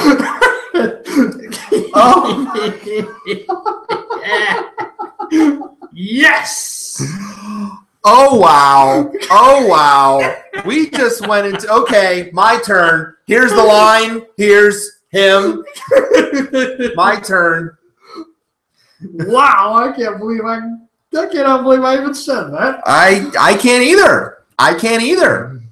That's why I'm so stunned. Where's Phil Simms when you need him? Exactly. Mm-hmm. At least not Chris Collinsworth. Oh, Lord God. No. Monotone Chris Collinsworth. He never gets excited. Look at this tackle he made on this player. If you zoom in on the camera angle and watch here what he does on this play. He takes him to the ground and boom, he eats the dirt. That's more like Madden. Madden's yeah, right. Still Speaking the monotone of which, voice. He wasn't very expressive either. No, but Collinsworth is a lot worse. Yeah. Anywho, wow. On that tangent. Wow. We always bring the humor. Sorry, Nance. I'm sorry. Is it Nance or Nancy? Nancy. Well, I've never seen him from the waist down. So, oh no. Oh my gosh. We're just in a whole new area code here. Well, all right. Rams and Cowboys. You're taking Dallas at home.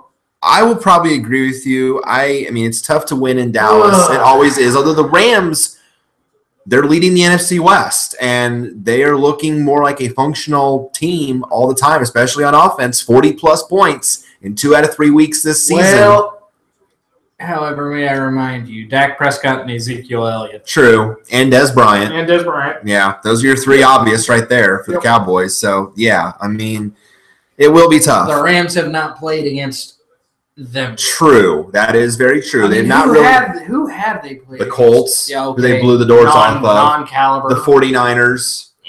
Non-caliber. Gave them a good game, but it was a good game. But yeah, Rams emerged. And then week 2, I forget who they lost to, but yeah. So tough for the most part.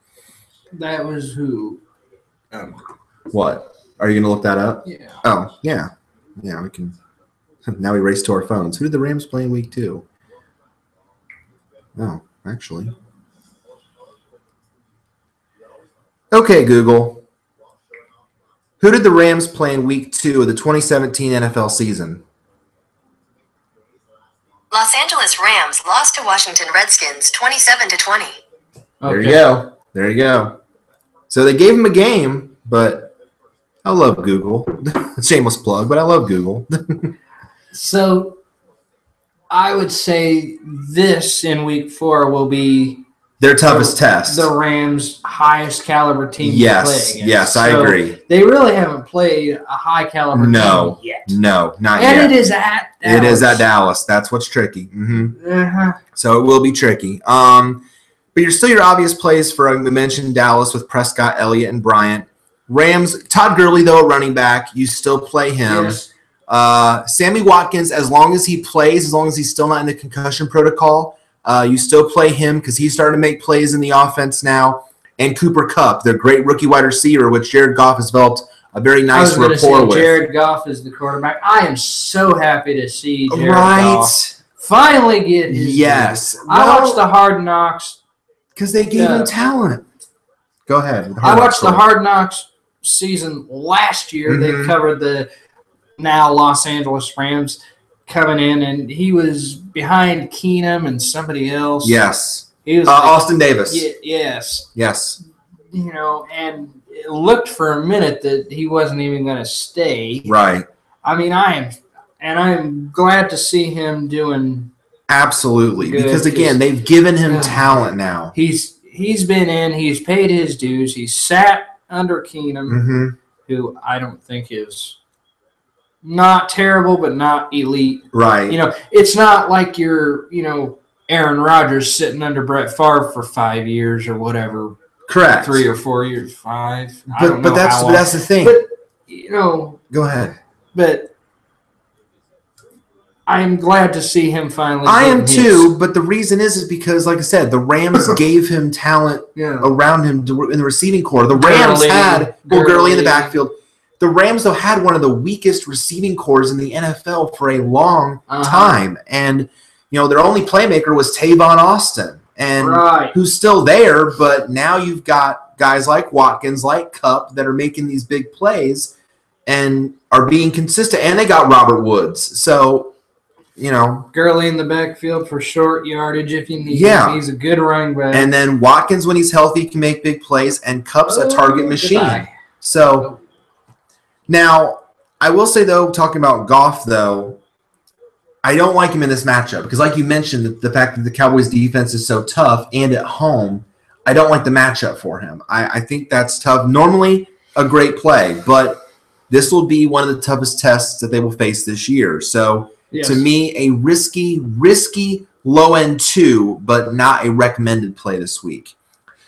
And then Jason Witten, boy, that experiment for us really fell through. Speaking of bust, I mean, we tried Jason Witten for a week, and it got us 1 catch for 3 yards and a goose egg. Yay. So after that bust week, he may not get many targets this week against this stout unit. I would look elsewhere for tight ends. Afternoon games. Eagles at the Chargers. Chargers looking for their first win of the season. They are 0-3. But they're playing an Eagles team that is slowly on the rise with Carson Wentz under center. And it's not that the Chargers don't have talent either, but they have struggled this year to put up points against some really good offenses and defenses. And Philly really is not like a strong defensive unit, but occasionally they can make some good plays. So I have the Eagles winning here. I really don't see where, and remember, the Chargers are playing in a soccer stadium right now. They're playing in like a 30,000 seat soccer stadium. I thought they were sharing the Coliseum with the Rams. No. Nope. They're playing at StubHub. They were going to, but they decided not to. Right. Yeah, they're playing at StubHub Center in LA, home of the Galaxy. So, so I think this could be potentially a one-sided affair. The Eagles, I like their top weapons this week. Carson Wentz at quarterback, yes, I think you can play him this week as a very good play. The Chargers' defense is nothing special. They've been carved up all year. Garrett Blount at running back is still going to get the bulk of the work. Even with Sproles out, he's still going to get a bulk of it. So I think you play him. Alshon Jeffrey, yes, the top wide receiving option there. And Zach Ertz, one of the more reliable tight ends in the league. The only Chargers I can recommend here are Melvin Gordon at running back. As long as he plays, if that knee injury is not an issue, then you play him like normal. Otherwise, Brandon Oliver will get more work. And Keenan Allen at wide receiver. Again, as long as he's healthy, he will be the top option in the passing game. But again, Wendell Smallwood, he is going to take on the role now that Darren Sproles has done for the year. Smallwood's going to take down that passing who we got, exactly, and who we're starting this week. He's going to take on that role. And like I've always mentioned, I love these dual threat backs, and I want to have these guys because they can make these big plays. So safer in PPR, of course, but nice RB3 with 2 upside if you're in a pinch. Darren Sproles. Yeah, Darren Sproles. Wendell Smallwood. Yep. So, yeah, play him this week. Sits, Phillip Rivers, that Eagles defense has been, like I mentioned, it can be tough at times this season, and I think, they're going to make it a little bit frustrating for him. Even though Rivers is at home, I really can't recommend as anything more like a desperate QB3 or even a 2-quarterback league play if you're in a pinch because Rivers has been very inconsistent this year. So I don't recommend him. As I need to remind you, I don't like the other Eagles receivers, Torrey Smith, Nelson Aguilar, too inconsistent for my liking. I still don't trust them. And as if I need to remind you, I don't like the Chargers tight ends either, Hunter Henry and Antonio Gates. They cancel each other out. They are not getting enough targets. They don't do anything with them. I think Hunter Henry had a goose egg last week too, so not trustworthy. Giants at the Buccaneers in a 4:05 game. Also, the Giants are 0-3, still searching for their first win of the season. Wow. That surprises you. Yes. It's because the offense has been a letdown. I mean, really, outside of Beckham, they don't really have anybody consistently strong. They have no run game. They have zero run game. Paul Perkins sucks. Shane Vereen occasionally gets work out of the backfield, but he's more of a PPR. Orleans Darkwood just hurt his back. I mean, they don't have anybody who's a consistent running back force, and you can't be just a passing offense to be successful. Eli Manning used to be good when he had Victor Cruz and all those targets that they lost. David Tyree. Rashad Jennings at running back.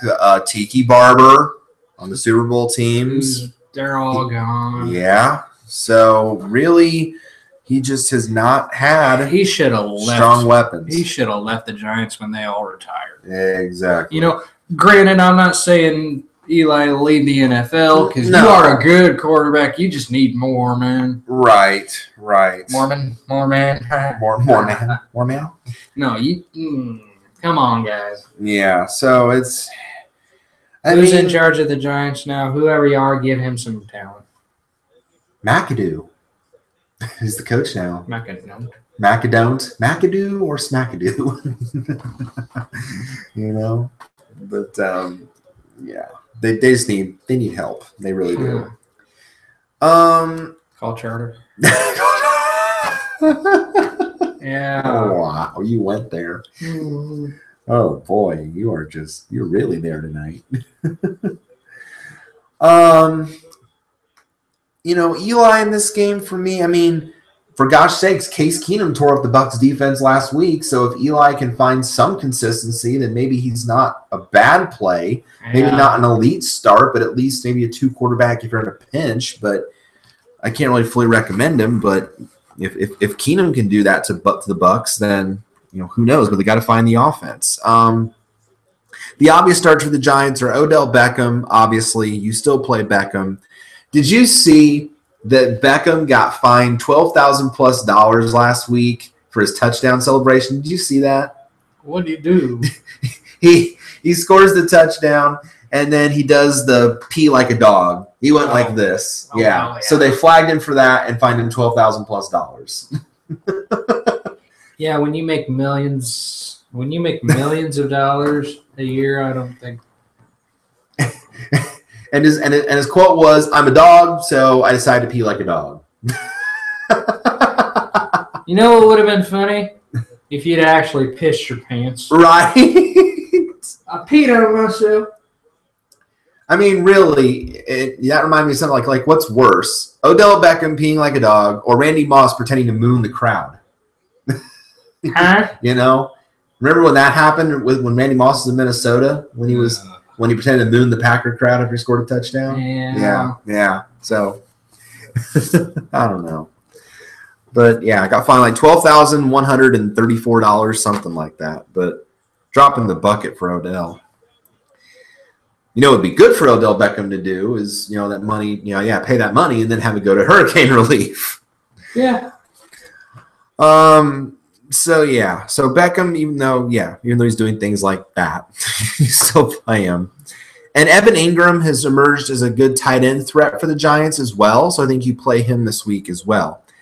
For the Bucs, the only obvious play, at least to me, is Mike Evans. I mean, yes, the Giants secondary is just as strong as the Vikings were last week, but Evans, you can't afford to sit him. He's still going to be a great playmaker. He didn't only have 6 fantasy points last week, but he was on Xavier. Xavier Rhodes was on him, and that's a tough matchup. But now the Giants this week could get Janoris Jenkins back, so that could be a concern, but it's not like you can afford to sit Mike Evans. Sometimes you got to start the talent over the matchup, and I think this is one of those situations. So you still play him.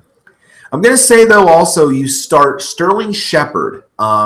He now has emerged as the Giants' second wide receiver. Not Brandon Marshall, who we all thought was going to be the guy, but instead it's become Sterling Shepard. Marshall has become like the forgotten man in this offense, and It was Shepard who broke out. So for me in this decent matchup, a wide receiver 3 candidate for sure. The sits, Jameis Winston, I don't like the matchup here. He threw 3 picks against the Vikings secondary last week. Ugh. Yeah, so and the Giants secondary is just as strong. And like I said, may get Jenkins back this week, so I'd avoid playing him altogether. The Bucs running backs has not been getting the job done, but Doug Martin's still suspended for 1 more week. He won't come back till next week. Jacquizz Rodgers, Charles Sims just have not been getting the job done in his absence. So I don't like the matchup against this front 4. I mentioned the Giants running backs. That's Slime Bucket City. Dark will hurt. Perkins does nothing. Vereen does little to nothing in the backfield. Avoid. Deshaun Jackson, again, for the same reason to sit Winston. You know, Evans is able to rise above these tough secondaries. Jackson, to me, didn't have that ability anymore. So, to me, he's more of a risky wide receiver 3 or 4. And the Bucs tight ends, again, no one's emerged as the number 1. Cameron Bray, O.J. Howard, they just tend to cancel each other out. 49ers at the Cardinals.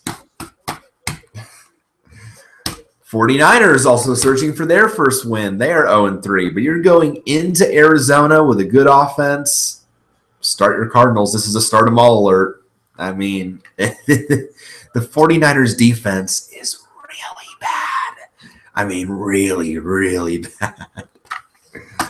I mean, now, granted, it was nice to see the offense show some signs of life on Thursday night when they played the Rams, but maybe that's also a microcosm of the Rams defense being not as great as we thought. But yeah, going up against a Cardinals team with a good offense and a great secondary with Patrick Peterson and Tyrann Mathieu, I don't recommend a whole lot of 49ers. I recommend pretty much the majority of the Cardinals. The only 49er I can recommend is Carlos Hyde at running back as long as he plays. He's dealing with a nagging hip injury, so monitor that. But if he plays, he's a solid start this week. For the Cardinals, the obvious guys, Larry Fitzgerald, you know he produces every single week. You play him. J.J. Nelson, as long as he plays, he's dealing with a bit of a hamstring issue, but he's filled in nicely during John Brown's absence. Even though Brown might return this week, Nelson might still get a lot of work, so you play him. And obviously in this matchup, you play the Cardinals' defense because, again, the Niners just seem to be – now for the Cardinals? It's still Carson Palmer. Yeah, Palmer's still there. No, he is not retired yet. No. And there's a lot of people saying that if they retire, Palmer and Fitzgerald will retire together, like same year. Like they don't want one without the other. So, he was thinking about it. He was thinking about it. Fitzgerald was thinking about it. Right before he went to They were both thinking about it, yeah. But they said, nope, we're going to come back. So, and so the Cardinals defense, I think you can play in this game as well. But again, I'm going to say start Carson Palmer again. I want to avenge that Super Bowl loss. Yes, they do. Do remember, I believe that Carson Palmer was he was with the Warner's Steelers. backup. Yep, and with the Steelers Super Bowl, Palmer was the guy. Yeah, so or no, Warner was still the Steelers, wasn't he? Yeah, but Palmer backed him up. Backup. That's true. Fitzgerald and once Warner left or retired, then Palmer became the starter. Yes. That's true. No, this is another great matchup that Palmer should exploit. Like I said, the 49ers just give up 41 points to Goff and the Rams, so this is an obvious play. They didn't give up 49. Oh, gosh. That's got to be a joke, right? 49ers give 49 points. Yeah. Yeah, right. To me, Palmer low in QB2, but the QB1 upside certainly is there. Yeah. And Chris Johnson, who we also got off waivers this week, and we're going to start this week. I have a feeling like he's going to break out. You know, Bruce Arians has made him the starter now for a reason. In David Johnson's absence, with that injury, Johnson's going to be the guy, and hopefully find the end zone at least once against a very forgiving defense. To me, an RB2 flex play, but serious upside there for Chris Johnson. And the sits, again, Brian Hoyer for the 49ers at quarterback, just not very relevant and not against this tough secondary on the road. And Pierre Garçon normally, and for us, he's been great. Normally a pretty reliable wide receiver 3 because he's the best receiver on the team. But again, because he's going to be going up against Patrick Peterson, one of the better corners in the league, to me, more of a risky wide receiver 4. So if you don't have to play him this week, don't. But normally a pretty reliable option. I'm sorry. Where is Garcon? He's in San Francisco. Yes. Yeah. Yeah. Okay. I mean, he's the best receiver the 49ers have. So. And it's going to be Cardinals against 49ers? Yes. Okay, yeah. And Peterson's going to be on him like stank on a skunk. So, I mean, Garcon had a great week last week, 14 fantasy points for us, which is a great week. But this week, I don't like the matchup. Raiders at the Broncos for a 425 till. AFC West rivalry here. This is a game where, the Broncos defense has just been so unforgiving this year. As we've mentioned, we're not starting any of our Raiders. No. If you have better options, start them over your Raiders. If you can't afford to bench your Raider players, do so this week. As hard as that may be, but you got to do it because this is, I feel like, going to be a long day again for the Raiders against this Denver defense on the road in the mile-high air. It's not going to be pretty. So the only Raider I can probably only really recommend because he still is going to get a lot of targets is Amari Cooper. He's still going to get targets against the secondary, so he could break out, but that's really the only one I can really fully recommend is a potential maybe what the heck 3. I just hope Carr doesn't go off. Right, exactly. Right. I doubt it. Right. I don't even know. We don't have Cooper. No. But the Broncos, you can play a lot of these guys. C.J. Anderson at running back, yes. He's still going to get the bulk of the work. Even though Jamal Charles had a nice game last week, kind of did a split carry with him, scored a touchdown. I still think Anderson's going to get did he come to Denver? Wasn't he the Chief? Yes, he was. I thought so. Kansas City let him go. Stupid. Well, you got to understand the reason why. They didn't know what they were going to get because the knees have been a problem. Injuries have been an issue with him with the ACL issue and not getting back to full health, they thought. So there's a risk involved. He's sure showing up. He's showing up in Denver. Yeah, he's showing up nicely in Denver. So he's playing well. Oh, you want to release me? I'll just go to Denver and kick ass. Well, I think Kansas City, though, is fine, though, with Kareem Hunt now. Yeah. Why do I know that name? Rookie out of Toledo who's killing it. Yes. Yeah, so the 2 receivers, obviously, Emmanuel Sanders, Demaryius Thomas. Yes, these 2 guys are big-name threats. You play them. And, of course, that Broncos defense. I'm thinking of Akeem Hunt. Oh, yeah, the former Boilermaker. Yes. Yeah. Where's he at? Did he get... He was on the Texans roster. Yes. I think they released him. I'm not sure where he is now. Kareem Hunt, Akeem Hunt. I know. Yeah, that's true. Related? I don't think so. I don't think. Kareem and Akeem? Yeah, I don't think. Here we go. Akeem. I don't think he's currently. Oh, no way. No freaking way. What? Guess where he is? Kansas City. The Chiefs signed him. So now you've got Kareem Hunt and Akeem Hunt on the same team. That's funny. That is funny. Are they both running backs? They're both running backs, yes. Seriously, are they related? I want to know because they're both weird names and the same last name. Yeah, I don't. How about that? That's something. Gee, Manny.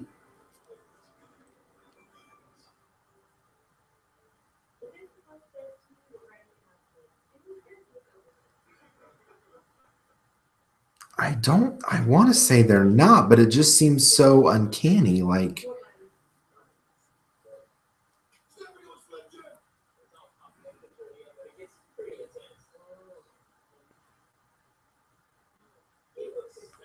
there's got to be like a story out there, like the fact that they signed him or something.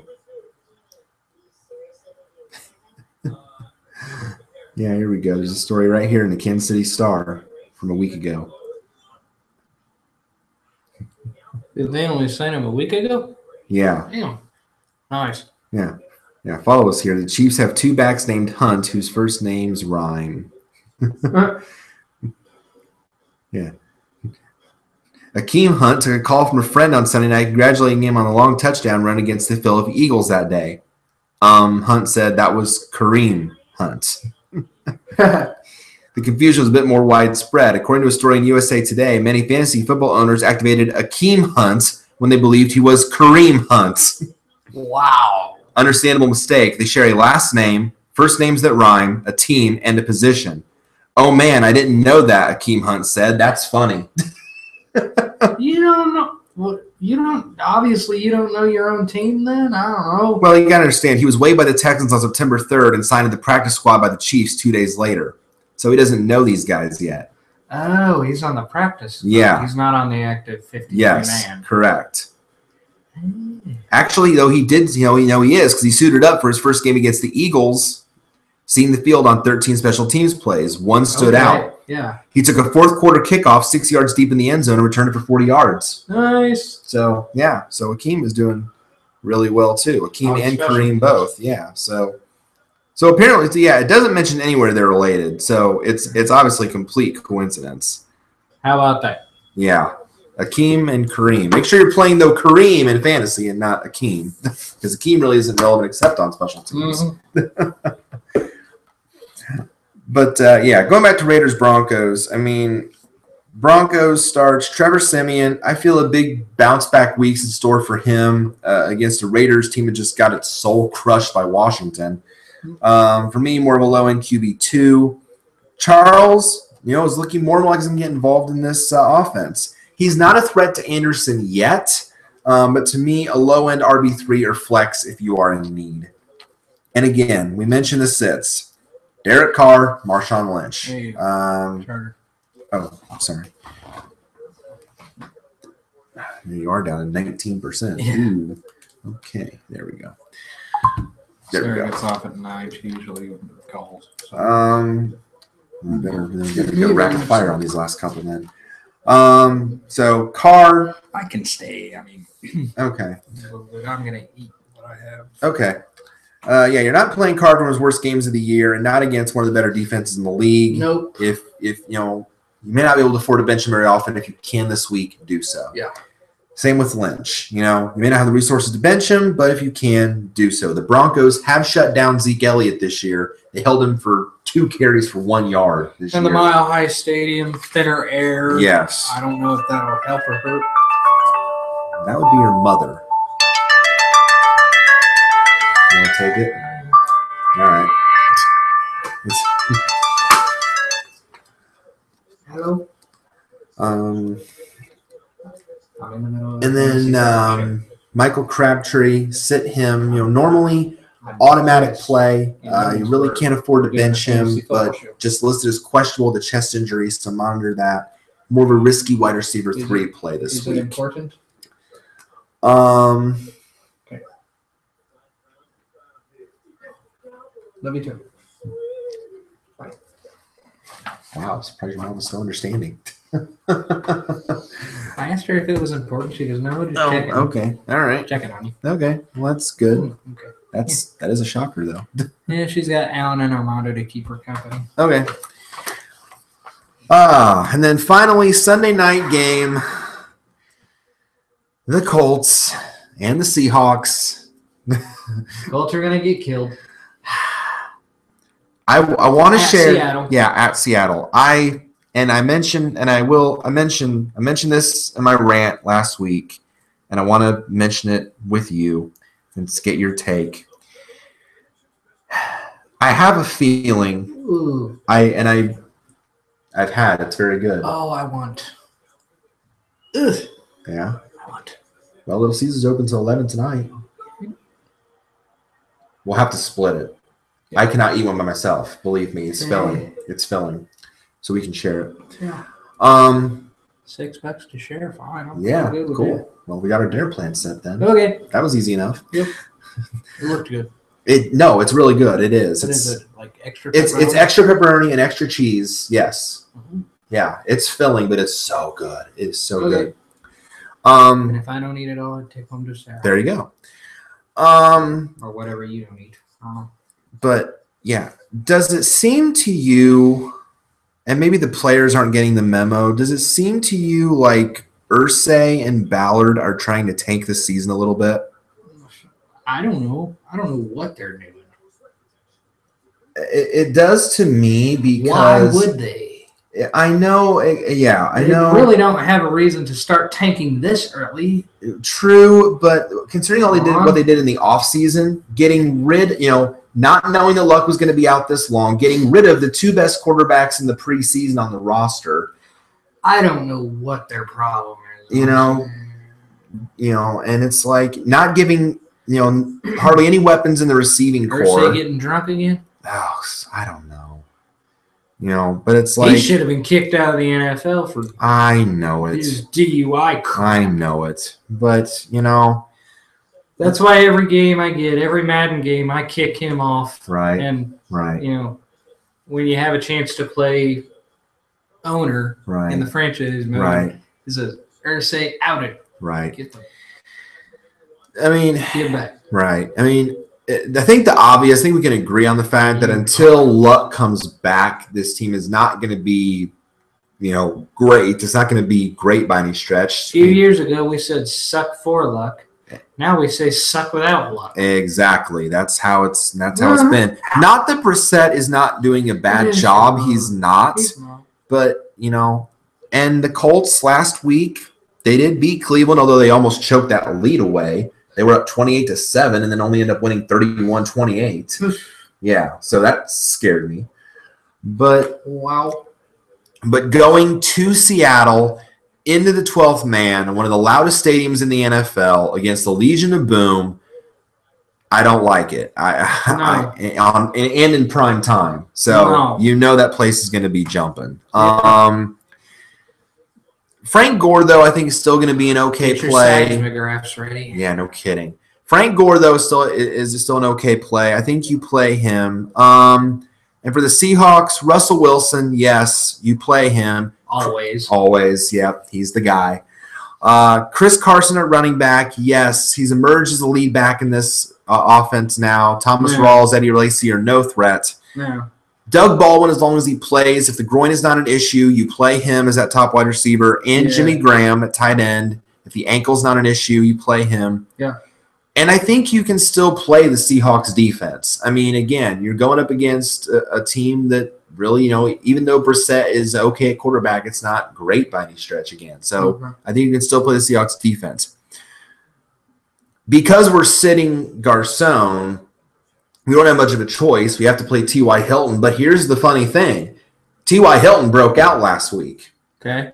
T.Y. Hilton had 21 fantasy points last week. Not that it would have helped us in the long term win the week, but he broke out last week. Welcome back to Fantasy Relevance. So he developed a nice rapport with Jacoby Brissett. And he's clearly the number one option there, and he must play as such. So he's usable again. Right now, more wide receiver 2 or a high-end 3. And actually, people say, oh, what about Richard Sherman? Well, Richard Sherman hasn't been Richard Sherman this year. He's been vulnerable at times. He's not as tough as he once was. So that really didn't scare me as much. I still think Hilton's an okay play. So, and I'm going to say Paul Richardson as well for the Seahawks. Against his weak secondary and Baldwin's health in doubt, he's a wide receiver 3 with serious wide receiver 2 upside as well. He's a great play if you're in a pinch as well. And with Tyler Lockett not being back to full health. I don't think, though, you can play Brissett. Not in this matchup, though. Was he functional against Cleveland? Yeah, you bet. But that was Cleveland. And the 12s in the Legion of Boom, not a good matchup. So, and then the Monday night game, a big game here, Washington at the Chiefs. Again, in Arrowhead, loud environment. And the Chiefs looking to stay unbeaten. So that one is going to be potentially very entertaining. The obvious plays here for Washington, the only one I recommend is Chris Thompson at running back. Again, with Kelly's status in doubt, P. Ryan's status in doubt with their injuries. Thompson's still going to get the bulk of the work and still be productive, so I still like him. For the Chiefs, at this point, you should know the 5. Alex Smith at quarterback. Kareem Hunt, not Akeem Hunt, at running back. Tyreek Hill at wide receiver. Travis Kelce at tight end. and the Chiefs defense. I mean, those to me are the obvious 5. And we have who? We have the Chiefs defense. Nice. Yep, we have the Chiefs defense. So we will play them this week. Our opponent has Kelsey. So we'll see how that matches. We'll see what the points come out look like on Sunday, and then how much Monday will factor into that result. Hopefully we'll be ahead and not down going into Monday night. Then the sits. I'm going to say to sit Kirk Cousins in this game. You know, the Chiefs defense, like I said, still strong, even without Eric Berry there. And it's tough to play in that environment in a prime time. To me, nothing more than a desperate, high-risk QB3. I mentioned Rob Kelly again, questionable with the rib injury and Pirine, so don't trust either of them. The wide receivers, to me, are a slime bucket group. I think they miss Garcon and Deshaun Jackson now in Washington because Terrell Pryor, Jamison Crowder, Josh Doxson, they're just not getting the job done. They're not consistent enough. Pryor's a boomer bust 3, Crowder a 4, and Doxson not even on rosters at this point. That's a lateral. And then tight end Jordan Reed, questionable with a chest injury, so very, very risky there as well. You're good. All right, folks, that is it. That is it for week 4. Thank you guys again always for tuning in whenever, for the views, for the support, the subscribers.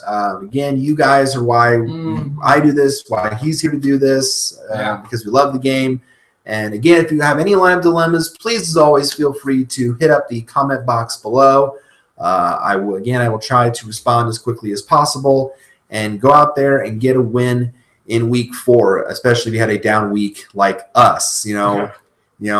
But it's like our motivation song for this week. You get knocked down, but you can get back up and still have a good week. So until next week, when we talk about week number 5, we will be signing off for the FFSR, for your league, your game, your team, your home. Nate, as always, thank you for the insight and the humor. And our multiple blooper moments. Yeah. We make it fun. We really do. We try to make it fun here. The play they were trying to run. And we just give you insight and give you laughs. Okay. So, signing off. See you again next week. Peace.